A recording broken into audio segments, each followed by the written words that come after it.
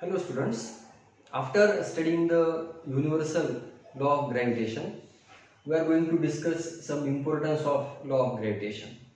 So by using the Newton's law of gravitation, we have the relation that is F equals to capital G m1 m2 upon d square. So this is the relation. This is the relation when we consider the two objects of masses m1 and m2.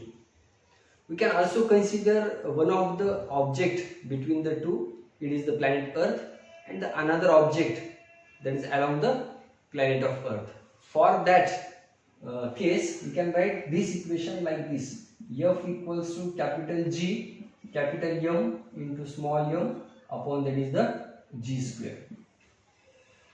So this is the relation. This is the relation for the two objects like this. Suppose these are the two objects having the masses m1 and m2, and if they are separated from each other by the distance of that is the small d. Okay, and if you consider one of the object, it is the planet Earth that is having the mass m, and suppose it is another object that is along the surface of Earth that is having the mass m, and if they are separated by the distance that is the d, or in this case we can write like this, that is a d, it is equal to the radius of the Earth. So we can change this d by capital R also. So we can write like this: G F equals to capital G, capital M, that indicates the mass of the Earth. Capital M, that is the mass of Earth, and small m, it is the mass of object which is along the surface of Earth, and between planet Earth and this object, it is a perpendicular distance between these two, that is equal to the radius of the Earth. So we have the relation for this: capital F equals to capital G, capital M, small m upon that is the R square. So we can write the Newton's law of gravitation in this way or in this way also. But why it is important one? This law, it is important because it successfully explains how all the objects are bounded to the planet Earth. Which force that binds us to the planet Earth, that is nothing but the gravitational force. So this law, it is very useful or important, we can say that, because it explains that is every particle, it is bounded to the Earth, because by using this law we know that all the particles of matter are attracted each other by the force. So this explains that why the objects are bounded to the Earth. So that is important one. Second thing, why it is important? By using this law we can explain why the moon revolves around the Earth. Also we can explain why the planets that revolves around the sun, and why there is a reason behind the tides of the sea, that is attraction between the moon and the sun. So we can explain all these things by using the law of gravitation, and therefore it is the important one. Okay. Second thing, by using this law of gravitation, that is we can explain the gravitational force also. Gravitational force. So what is the gravitational force?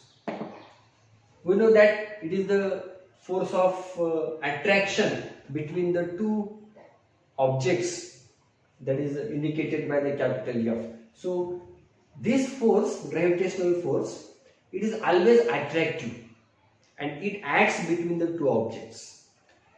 We have to consider the two objects of uniform shape, or also can consider the two objects of non-uniform shape.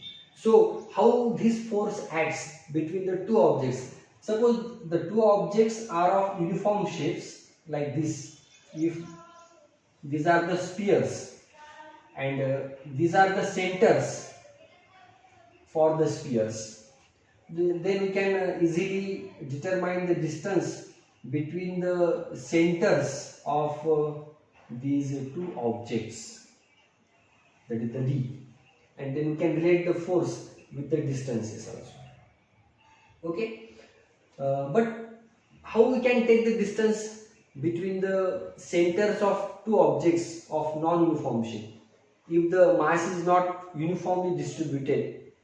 In this case, we are considering the masses are uniformly distributed, and these are the two objects of uniform shape.